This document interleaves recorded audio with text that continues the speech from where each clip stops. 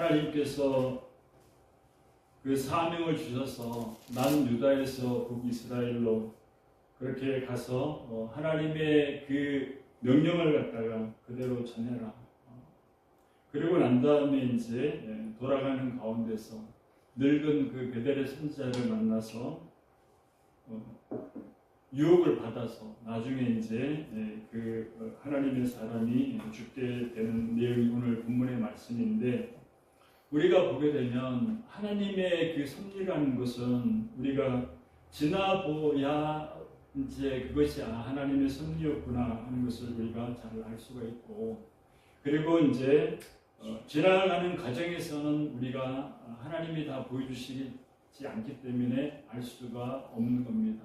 그러니까 우리가 어떨 때는 열심히 일하고 그 다음에 그 물질을 얻기 위해서 그러면서 노력도 하지만 그런 가운데 어떨 때는 안 될 때도 많이 있잖아요. 그죠? 베드로가 아무리 그 저녁에 이렇게 암이 새도록 그물을 던져도 고기 한 마리도 못 잡는다. 베드로는 갈릴리 바다에서 오랫동안 생활하면서 그렇게 잔뼈가 굵었기 때문에 어디에 고기 있는지 다 알거든요. 근데 그날은 아무리 던져도 안 되는 것이 하나님을 만나야 되고 예수님을 만나야 되기 때문에, 그렇기 때문에 그때는 안 되는 겁니다. 하나님의 섭리죠. 마찬가지.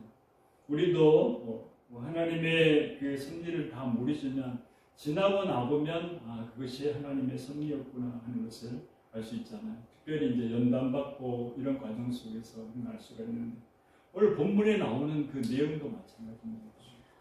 하나님의 사람이 하나님의 사명을 감당하고 돌아가서 하나님 이렇게 들어가면 좋은데 하나님의 섭리는 그렇게 하지 않았어요. 그 돌아가는 그 선지자를 갖다가 베델의 선지자를 통해서 하나님의 명령을 거역하게 하고 죽게 만듭니다. 물론 하나님이 죽이지는 않았지만은 그것이 하나님의 섭리 속에 들어가 있다는 것을 우리가 알 수가 있는데, 이 3절에 보게 되면 자기가 데리고 온 선지자가 떡을 먹고 물을 마신 후에 그를 위하여 나귀의 안장을 지우니라 그랬습니다. 하나님께서는 너는 떡도 먹지 말고 물도 마시지 말고 내가 돌아가던 길로 돌아가지도 말라는 거예요. 그러니까 빨리 하나님의 그 사명만 감당하고 아무도 모르게 빠져나오라는 겁니다. 그렇게 했잖아요. 그런데 나중에 이제 베델의 늙은 선지자를 만나가지고 이제 그 유혹에 넘어가는 것을 우리가 볼 수가 있습니다. 그래서 24절에 보게 되면 이에 그 사람이 가더니 사자가 길에서 저를 만나 죽이매 그 시체가 길에 버림받으니 낙인 그 곁에 섰고 사자도 그 시체 곁에 섰더라.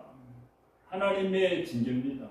하나님이 너 물도 먹지 말고 마시지 말고 떡도 먹지 말고 네 가는 길로 돌아가지도 말고, 그것이 이제 하나님의 명령이었는데 그 베델의 늙은 선지자의 그 유혹에 넘어가잖아요. 천사가 나타나서 나한테 얘기를 했는데 너를 잘 대접하라고 당신을 그렇게 얘기를 했으니까 먹어도 된다. 그래서 얼마나 배고팠겠습니까? 목도 마르고. 그래서 이제 하나님의 그 법을 거역하게 되고, 그래서 불순종하는 대가가 사자에게 찢겨 죽은 겁니다. 그것이 바로 24절인데 처참한 죽음을 갖다가 이제 당하는 장면을 우리에게 보여주고 있습니다. 그런데 이해가 안 가잖아요. 왜냐하면 거짓말로 그 하나님의 사람을 속여가지고 넘어뜨리고 죽게 한 그 선지자는 가만히 내버려 두고, 그리고 하나님의 일을 감당하다가 조금 이렇게 하나님 말씀을 거역한 거, 그것 때문에 하나님이 이제 죽게 하잖아요. 우리가 인간적으로 볼 때는 그게 하나님이 이럴 수가 있는가?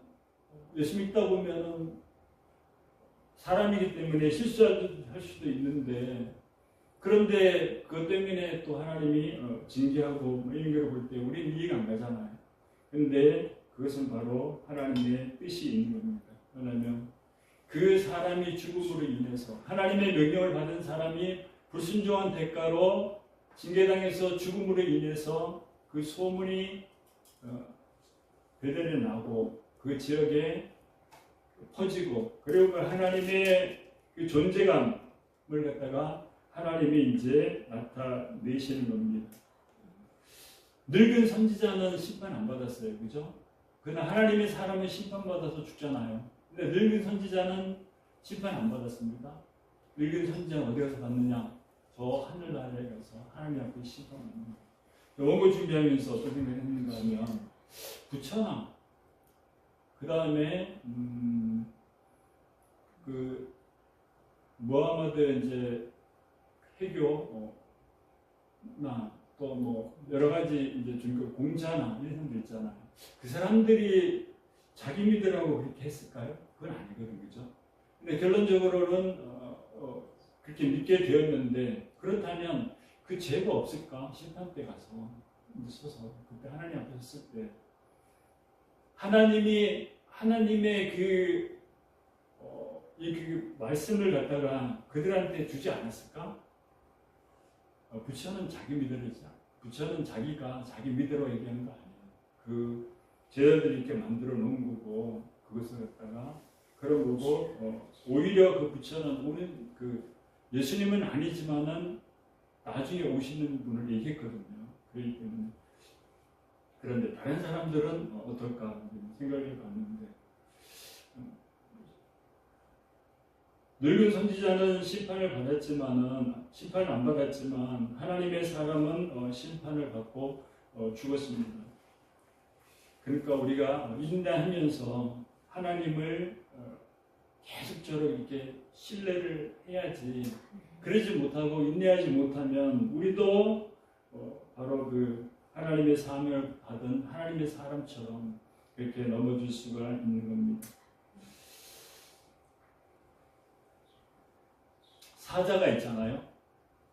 사자가 배가 고파야만 사냥을 합니다. 배가 고프면 동물의 보면 알잖아요. 동물의 보면은 먹고 나면 다리 옆에서 앉아 먹어요.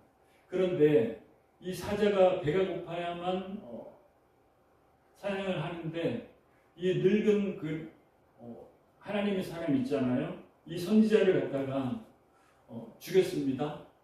그랬는데 먹진 않았어요. 그리고 옆에 나귀도 그대로 있는 겁니다. 그러니까 이것이 배가 안 고프면은 공격을 안 하는 건데 공격했다는 자체는 하나님이 그렇게 사자를 도구로 삼아서 그렇게 한 것을 우리가 알 수가 있습니다. 그러니까 하나님께서는 온 우주 만물, 그 피조물들을 창조하신 분이기 때문에 다 하나님을 사용하실 수 있는 거예요. 그래서 그리시네가의 까마귀가 뭘 알겠어요. 하나님이 명령했으니까 그런 거지. 그 엘리야를 갖다가 먹여 살리는 거, 떡과 고기와 이렇게 갖다 주는 거, 그게 쉽습니까? 우리가 생각할 때 안 맞잖아요. 근데 하나님은 그 자연을 이용하시기 때문에 피조물을 그렇게 하신 겁니다. 마찬가지예요. 오늘 본문에 나오는 사자도 그래요. 사자도 나귀도 그대로 이 사자가 나귀도 그대로 이제 이렇게 먹지 아니하고 그대로 서 있었던 겁니다. 우리가 이것을 보게 되면 하나님의 그 섭리가 얼마나 오묘한가 하는 것입니다. 사람이 잘못해도 하나님은 하나님의 섭리를 갖다가 드러내시는 분이 바로 하나님이십니다. 창세기 보게 되면은 바벨탑을 쌓잖아요. 바벨탑을 쌓는데 그것 때문에 이제 교만해지고 자기들의 이름을 내고 그렇게 하려고 하니까 하나님께서 이것들이 말이 통하니까 저런 일들을 벌이니까 안 되겠다 싶어서 말을 통하지 않게 만들어 버리잖아요. 그래서 바벨이 혼잡인데 그래서 서로 말이 안 통하는 거예요. 그러니까 세멘 달라 그러면은 진액 달라 그러면은 물 주고 막 이런 거 다 통하지 안 되는 거예요. 흩어져 버리는 겁니다. 근데 하나님께서 원하시는 게 뭐냐면 사람이 이 땅에서 한 곳에 모여서 정착하는 것이 아니라 그 노아 후손들이 퍼져 사는 거예요. 근데 하나님이 그 징계를 퍼뜨려 버리잖아요. 그러니까 하나님은 인간이 잘못한 것조차도 하나님의 뜻을 이루는데 사용하는데 오늘 본문도 마찬가지예요. 이 선지자가 죽음으로 인해서 하나님의 사람이 죽음으로 인해서 하나님의 그 명령이 사실이었다는 것을 알게 되고 그리고 하나님이 바로 불순종했을 때 이와 같은 그 심판이 떨어지는데 바로 북이스라엘에 보여주는 거거든요. 북이스라엘의 바로 그 우상숭배의 결과가 그 징계가 바로 이렇게 된다는 것을 보여주는 겁니다. 그러니까 하나님이 얼마나 지혜로우시고 그 다음에 그 섭리대로 이루어 가시는가 하는 것을 우리가 알 수가 있습니다. 25절을 보게 되면 지나가는 사람들이 길에 버린 시체와 그 시체 곁에 사자를 보고 그 늙은 선지자가 사는 성읍에 와서 말을 한지라. 나귀의 안장을 지우고 난 다음에 이제 보냈어요. 이제 보냈는데 근데 하나님께서 너는 물도 먹지 말고 물도 마시지 말고 떡도 먹지 말고 그렇게 하라 하면서 그 계시를 보여줄 때 누구한테 했는가 하면 바로 베델의 늙은 선지자한테 보여준 겁니다. 그러니까 이제 그 사람들이 당신이 이렇게 나귀에 태운 그 선지자가 가다가 죽었습니다. 그러니까 이제 그 말을 듣고 26절에 보게 되면 그 사람을 길에서 데리고 돌아간 선지자가 듣고 말하되 이는 여호와의 말씀을 어긴 사람이로다. 여호와께서 그에게 하신 말씀과 같이 여호와께서 그를 사자에게 붙이심에 사자가 그를 찢어 죽였도다. 여기서 붙이다 그 뜻이 원어로 보게 되면 위임하다 그런 뜻이 있습니다. 그러니까 하나님께서 하나님의 징계를 사자한테 위임했다. 그렇게 우리가 해석할 수가 있는데 하나님께서는 하나님의 사람을 심판하도록 초자연적으로 그렇게 역사를 하셨습니다. 그러니까 사자가 그 옆에 나귀를 있는데 먹지 않았다는 것은 바로 배가 안 고팠다는 거예요. 그럼에도 불구하고 사자가 사람을 찢어 죽였다. 이렇게 된 것은 바로 하나님께서 하신 것이다는 것을 보여주고 있습니다. 27절을 보게 되면 이에 그 아들들에게 말해 가로되 나를 위하여 나귀 안장을 지우라 그랬습니다. 늙은 선지자는 사자에 찢겨 죽었다는 소식을 듣고 이제 만나러 가기 위해서 이제 나귀 안장을 지우고 그러고 있는 겁니다. 지금 하나님의 사람에 대한 그 죄책감도 있을까요, 그죠? 왜냐하면 자기가 물론 죽이려고 하진 않았겠죠. 그렇지만은 맞는가 안 맞는가 테스트하기도 해보기도 하려고도 했을 것이고 또는 이 사람이 진짜 그 하나님이 보낸 사람인가 그렇게 테스트도 하려고 했을 겁니다. 근데 결론적으로는 맞았고 그리고 그것 때문에 이제 죽게 되니까 자기가 죄책감이 있는 겁니다. 그래서 나중에 자기도 죽게 되면 그 선지자 옆에다 하나님의 사람 옆에다가 나를 갖다 이렇게 매장을 해달라 이렇게 말을 했습니다. 뼈를 묻어달라고 얘기했습니다. 28절을 보게 되면 저가 가서 본즉 그 시체가 길에 버린 바 되었고 나귀와 사자는 그 시체 곁에 섰는데 사자가 시체를 먹지도 아니하였고 나귀를 찢지도 아니하였더라. 정상적으로 보게 되면 나귀가 옆에 있으면 사자가 시체를 먹어야 되잖아요. 그리고 또 사람도 그렇게 해야 되잖아요. 근데 그렇게 하지 않았다는 것은 바로 하나님께서 그렇게 그 사건을 그대로 만들어서 바로 경고를 하고 계신 겁니다. 북이스라엘에 그다음에 남유다에 바로 경고를 하고 계시는 거예요. 하나님께서 이스라엘 땅에 이만큼 그 분노하고 그다음에 하나님께서 그 혐오를 가지고 있다는 것을 보여주고 있습니다. 그러니까 하나님께서는 어떤 사건을 만들어 가지고 그 사건 속에서 하나님이 이렇게 하신다는 것을 보여주고자 하신 것을 우리가 알 수 있잖아요. 베드로가 예수님을 부인하고 났을 때 마음이 얼마나 적었을까요? 마지막에는 그 저주까지 하면서 했을 때 그 마음이 얼마나 아팠을까요? 그러니까 그 닭이 울 때마다 전생에 하면 울었다 그러잖아요. 근데 예수님께서는 그걸 치료하기 위해서 하나의 그 장면을 만들어내는데 어떻게 하는가 하면 숯불을 피워놓고 그리고 난 다음에 거기에다가 이제 생선을 굽잖아요. 떡도 굽고 예수님이 그렇게 만든 거예요. 근데 베드로가 부인할 때 어떻게 했는가 하면 바로 그 불 있는 데서 거기서 예수님을 부인했거든요.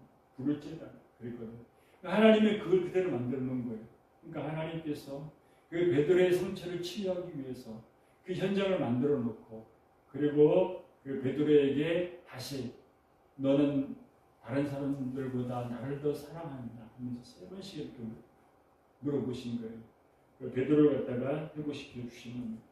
하나님께서 만드신 그 현장들이 참 많이 있거든요. 우리도 보게 되면 우리가 다 몰라서 그랬지 미국과 그 다음에 그 이란과의 그 전에 이스라엘과 그런 것들이 펼쳐진 그 전쟁의 그 모습들을 우리가 영적으로 보게 되면 또 우리가 다른 의미로 볼 수도 있는데 그냥 육적으로만 보게 되면은 또 다르거든요. 그러니까 우리는 이 시대를 갖다가 분별하면서 영적으로 그렇게 봐야 될 줄 믿습니다. 하나님께서는 보여주시는데 하나님께서는 그렇게 선지자가 죽고 그 옆에 나귀가 있고 그 다음에 사자가 있고 그런 상황에서 사람들에게 다 보여줬는데 그거를 깨닫지 못한다면 하나님의 뜻을 거역하는 거잖아요. 마찬가지로 우리도 이 시대를 갖다가 분별하면서 그렇게 살아가는 지혜를 얻고 우리가 또 모든 것들은 하나님의 섭리 가운데 이루어짐을 믿고 우리가 잘 따라가는 그런 성도들 되시기를 바랍니다.